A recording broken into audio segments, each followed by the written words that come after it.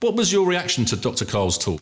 I thought it was a good overview of what's going to happen or what should happen or might happen. And I think it gives us a good idea or indication of where the country's heading.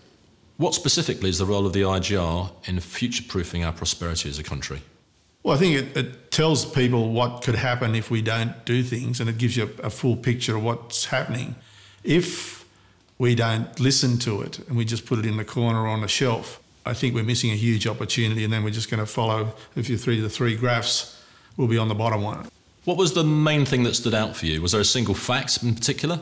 They're a bit probably under with their age group. I think the ageing is going to go a lot higher because of changes in medicine, and there's a whole lot of genetic changes and stem cells and stuff like that. When we're talking about 255, well, that puts me over 100. I might be still around. I think I should be, technically.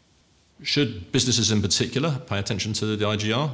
Any business that's worth its salt should be looking at least 20 years ahead, not what's happening now or what happened in the last tax return.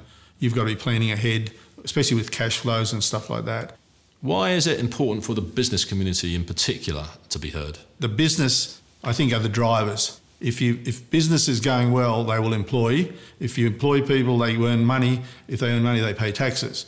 If business is going bad, they'll shut down and the government loses money. So I think you need the business to drive it, and I think you need the incentives to make it happen. What specifically is the role of the IGR in future-proofing our prosperity as a country? I'm very positive about it. I think we should have a good future if we start doing things and making changes now. So in 40 years' time, it's 2055, and we're looking back. What do we want that generation then to say about the changes made by this generation now?